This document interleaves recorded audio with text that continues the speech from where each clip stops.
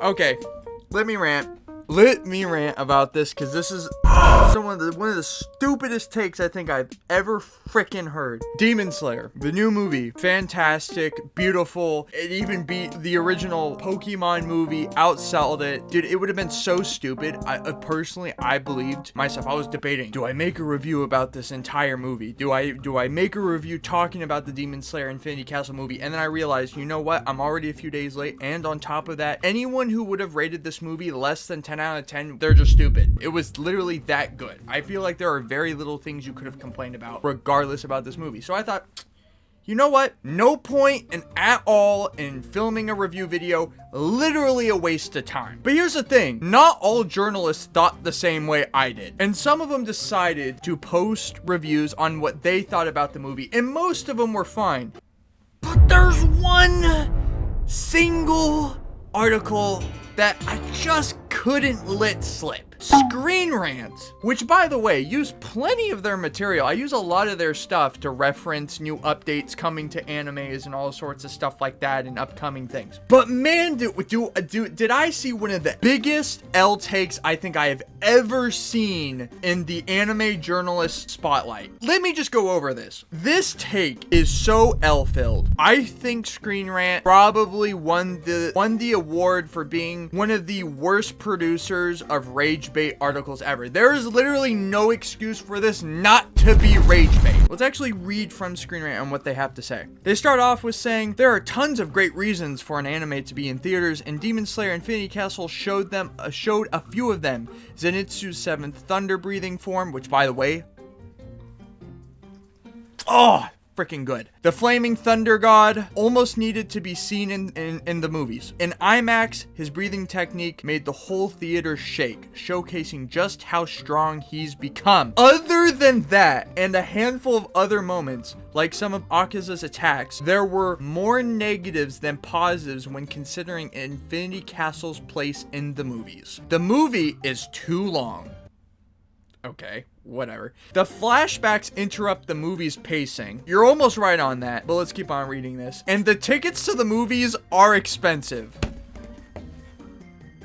I would be lying to you if I said this article actually doesn't get worse. Because on top of that, they have to add, decisions like these remind everyone that money comes before quality for a lot of companies, and it certainly comes at the expense of overall enjoyment. I don't know if you experienced this, but quite literally, this was the #1 best experience I ever had watching a movie in a theater, especially an anime movie. Demon Slayer has also received a ton of commercial success, namely in the box office. Some anime series have tried their hand at making massive movies, but none have the track record of Demon Slayer. The franchise has some of the highest grossing films of all time, but that's not necessarily a good thing, okay? We just want our animes to fail. Did you know that if an anime turns profit, that is actually not a good thing? Demon Slayer's monumental success at the box office has created a noticeable change in the world of anime. More and more franchises are foregoing seasonal anime adaptations in favor of a chance to strike gold in theaters, for better or for likely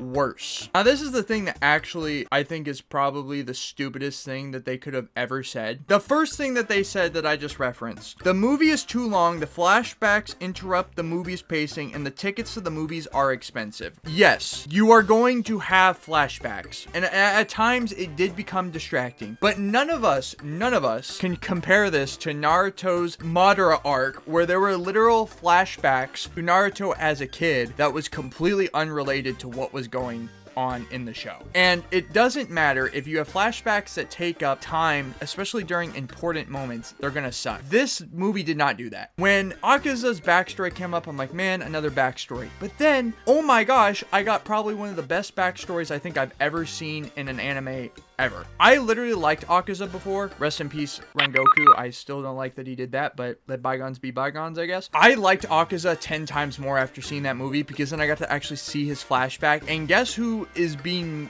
made into the most edits right now? Akaza, because they see his traumatic backstory. But I think the thing that pisses me off the most about this stupid article is that the excuse that tickets to the movies are expensive.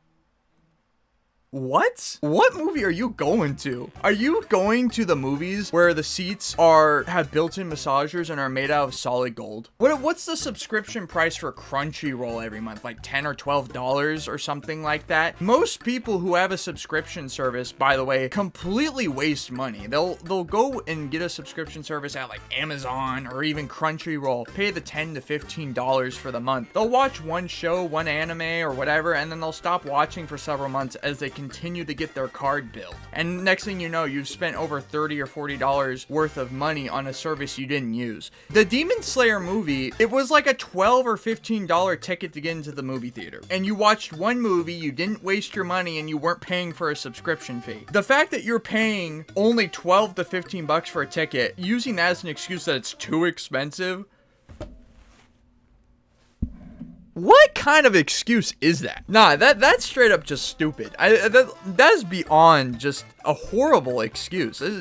That's bad. $12? Like, I get it, like, some people got it down bad, but like $12, it's either you pay $12 for an entire month of a subscription that you're probably not going to use, or you pay $12 once to go watch a movie at a theater. Like, really? And I think this is what really wraps it up, because this is why I think the person is actually upset about this, because they state, now other anime franchises are doing the same exact thing. I already kind of talked about this a second ago, but I want to go over it again because it's funny. Chainsaw Man's Raise arc will be a movie instead of a seasonal anime, which even as a big Chainsaw Man fan who actually read Chainsaw Man, that is 100% a valid direction. Forcing fans to leave their homes and head to the movies, Jujutsu Kaisen 0 is another great example, also a peak movie. And even the best sports anime of all time, Haikyuu, did the same thing. But this is the funny thing that I think is why this person's upset. They explain that it was only a movie at first, forcing fans into local theaters if they wanted to see what happened next in their favorite franchise. You just don't like leaving the house, bro. You just don't want to leave the house. Just say that. You don't want to leave your house. You don't want to go out and experience the world and actually watch a movie in its full capability and its full experience. You cannot tell me that you sitting at home with your Skull Candy headphones on your phone is going to get as good of a movie experience as actually going to the theaters.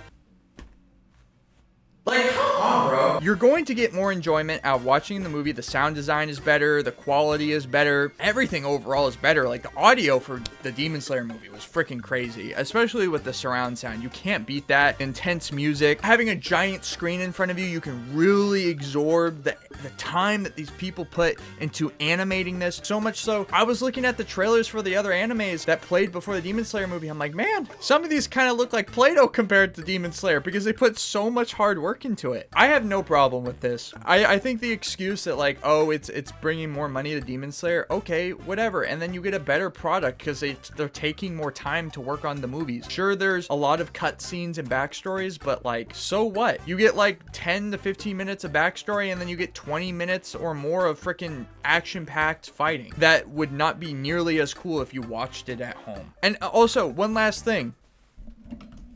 If you don't want to go to the theaters to watch it, just wait for it to come out on your subscription service. Believe it or not, they actually go to those. Anyways, that's my take on that. I just wanted to rant about that because when I saw this, I was like, there's no way this is real. And you know what? I like Screen Rant. Sorry for all the hate, but man, this was a giant L on your behalf. This was like straight up big L. Anyways, that's all I have to say. Bye-bye.